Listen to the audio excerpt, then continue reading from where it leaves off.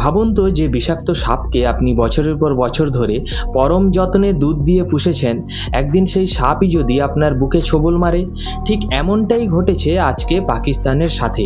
এতদিন আমরা দেখেছি ভারতের দিক থেকে, অর্থাৎ পূর্ব সীমান্ত থেকে পাকিস্তানের ওপর এয়ার স্ট্রাইক হতে, কিন্তু এবার খেলা পুরোপুরি ঘুরে গেছে। এবার হামলা হয়েছে পাকিস্তানের উত্তর দিক থেকে, আর হামলাটা করেছে অন্য কেউ নয়, স্বয়ং তালিবান। হ্যাঁ, ঠিকই শুনছেন, আফগানিস্তান সরাসরি পাকিস্তানের ভেতরে ঢুকে এয়ার স্ট্রাইক চালিয়েছে। আর সবথেকে বড় চমকটা কোথায় জানেন কি? যে তালিবানকে গোটা বিশ্ব জঙ্গি সংগঠন বলে চেনে, আজ তারাই বলছে পাকিস্তান হলো বিশ্বের সবথেকে বড় সন্ত্রাসবাদী দেশ, যারা আইএসআইএসের মতো জঙ্গিদের লালন পালন করে। ভাবা যায় এই চরম পরিণতি। আজ আমরা বিশ্লেষণ করব কিভাবে পাকিস্তানের নাম্বার 1 আর্মির অহংকার মাটিতে মিশে গেল, আর কেনই বা এই হামলায় ভারতের পাঠানো 5 টন ঔষধের নাম জড়িয়ে যাচ্ছে। ভিডিওটা শেষ পর্যন্ত দেখুন, কারণ আজকের বিশ্লেষণ আপনার চোখ খুলে দেবে। চলুন এই রোমাঞ্চকর স্ট্রাইকের একেবারে গভীরে যাওয়া যাক। সময়টা ছিল 18 এবং 19 জুনের মধ্যবর্তী রাত। চারিদিক নিস্তব্ধ।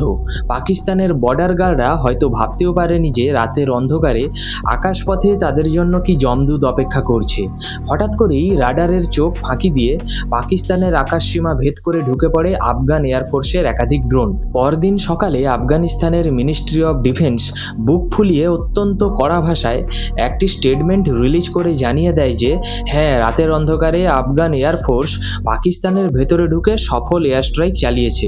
টার্গেট কি ছিল জানেন? বালুচিস্তান এবং খাইবার পাখতুন প্রদেশের কিল্লা আবদুল্লাই চাগাই এবং কুররাম জেলার বেশ কিছু নির্দিষ্ট গোপন হাউস আউট। এই জায়গাগুলো সাধারণত কোনো গ্রাম নয়, এগুলো ছিল আইএসআইএস খোরাসান জঙ্গিদের লঞ্চ প্যাড। এখন আপনাদের মনে একটা প্রশ্ন আসতে পারে, আফগানিস্তান যাদের কোনো আধুনিক ফাইটার জেট নেই, তারা এই এয়ার স্ট্রাইক করলো কিভাবে? বিশ্লেষণ করলে দেখা যায় আফগানিস্তানের হাতে এখন বড়জোর 6টি ব্যবহারযোগ্য এয়ারক্রাফট এবং 23টি হেলিকপ্টার রয়েছে। কিন্তু তারা এবার কোনো ট্র্যাডিশনাল যুদ্ধবিমান পাঠায়নি, তারা ব্যবহার করেছে ড্রোন এবং কোয়াডকপ্টার। আর এই ছোট সাইলেন্ট কিলার ড্রোনগুলোই পাকিস্তানের তথাকথিত হাইটেক এয়ার ডিফেন্স সিস্টেমের মুখে ছাই দিয়ে ভেতরে ঢুকে অপারেশন সাকসেসফুল করে ফিরে এসেছে। আফগান ডিফেন্স মিনিস্ট্রি তাদের স্টেটমেন্টে একটি মারাত্মক বিস্ফোরক দাবি করেছেন। তারা বলেছে এই আইএসআইএস খোরাসান জঙ্গির ঘাঁটিগুলো থেকে কিছু বিদেশি ইন্টেলিজেন্সের প্রত্যক্ষ মদতে আফগানিস্তানের ওপর লাগাতার হামলা চালানো হয়েছিল। ভাবুন একবার, এখানে বিদেশি ইন্টেলিজেন্স বলতে তারা সরাসরি কার দিকে আঙুল তুলছে? স্পষ্টতই পাকিস্তানের আইএসআইএস এর দিকে। তালিবান আজ বিশ্বকে চোখে আঙুল দিয়ে দেখিয়ে দিচ্ছে যে পাকিস্তান কিভাবে জঙ্গিদের অপারেশন বেস হিসেবে নিজেদের মাটি ব্যবহার করতে দিচ্ছে। কিন্তু আফগানিস্তান হঠাৎ কেন এতটা অ্যাগ্রেসিভ হলো? এর পেছনে জিওপলিটিক্সটা বুঝুন। আপনাদের কি মনে আছে, ঠিক 9 দিন আগে অর্থাৎ 10ই জুন পাকিস্তান ঠিক একইভাবে আফগানিস্তানের ভেতরে একটি বড় মাপের এয়ার স্ট্রাইক চালিয়েছিল? ওই হামলায় আফগানিস্তানের বেশ কয়েকজন নিহত হয়েছিলেন। সেই দিন থেকেই তালিবান চরম চাপে ছিল। তাদের নিজেদের অস্তিত্ব আর ক্ষমতা প্রমাণের জন্য একটা জবাব দেওয়ার দরকার ছিল। আর আফগানিস্তান পরিষ্কার বুঝিয়ে দিল তারা আর চুপ করে মার খাওয়ার পাত্র নয়। তারা শুধু নিখুঁত হামলাই করেনি, সাথে আফগানিস্তান ডিফেন্স মিনিস্ট্রি পাকিস্তানকে একটি খোলাখুলি সতর্কবার্তা দিয়ে দিয়েছে।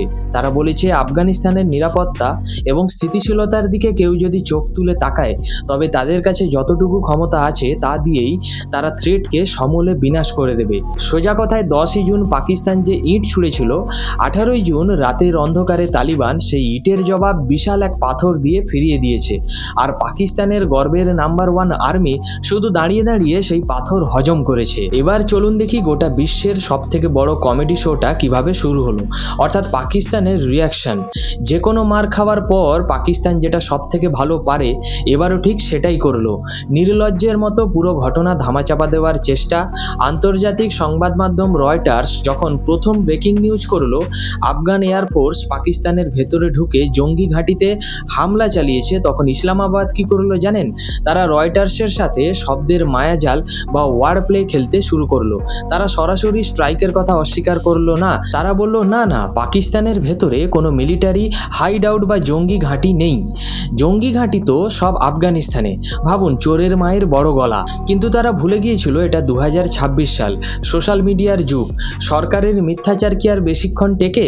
যখন পাকিস্তানের সাধারণ মানুষ এবং লোকাল হ্যান্ডেলগুলো থেকে আকাশে উঠতে থাকা ড্রোন ভিডিও এবং ধ্বংসস্তূপের ছবি ইন্টারনেটে ভাইরাল হতে শুরু করলো, তখন পাকিস্তান সরকারের ঘুম উড়ল। তারা বুঝলো এবার আর ডিনাইয়াল মোডে থাকা যাবে না। তারা ড্যামেজ কন্ট্রোল করতে ময়দানে নামালো পাকিস্তান ইনফরমেশন মিনিস্ট্রিকে। তারা একটা সেন্টিমেন্ট দিয়ে বলল, এগুলো তো সব মিথ্যে প্রোপাগান্ডা।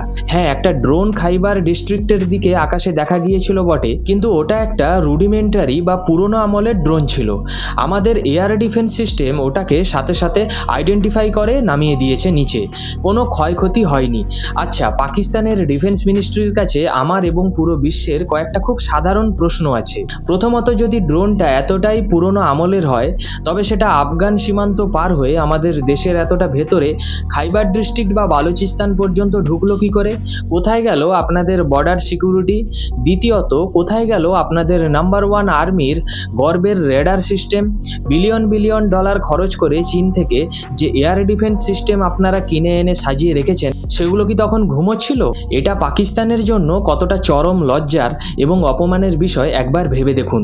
যে আফগানিস্তানের কোনো প্রপার মিলিটারি ইনফ্রাস্ট্রাকচার নেই, তাদের পাঠানো একটা পুরনো আমলের ড্রোন আপনাদের আকাশ সীমায় ঢুকে আপনাদের বেহাল দশা করে দিচ্ছে। একটা মাত্র ড্রোন যদি আপনাদের ডিফেন্সের এই কঙ্কালসার চেহারাটা বের করে দিতে পারে, তবে একবার ভাবুন আগামী দিনে যখন মডার্ন ওয়ারফেয়ারে একসাথে 500 থেকে 600 অ্যাডভান্সড এআই ড্রোন আপনাদের আকাশ ছেয়ে ফেলবে, তখন পাকিস্তানের কি হবে?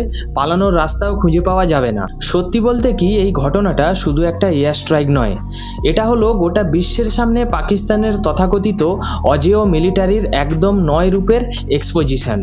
গল্পের এখানেই শেষ নয়, আসল কমেডি তো এবার শুরু। পাকিস্তান যখন বুঝতে পারলো তাদের সম্মান ধুলোয় মিশে গেছে, তখন তারা তাদের স্বভাবসিদ্ধ অভ্যাস অনুযায়ী ভারতের দিকে আঙুল তুলতে শুরু করলো। সোশ্যাল মিডিয়ায় পাকিস্তানি হ্যান্ডেলগুলো দাবি করতে লাগলো এই ড্রোন হামলার পেছনে ভারতের হাত রয়েছে। কারণ কি না, দুদিন আগেই ভারত আফগানিস্তানে 5 টন অপরিহার্য ওষুধ পাঠিয়েছে।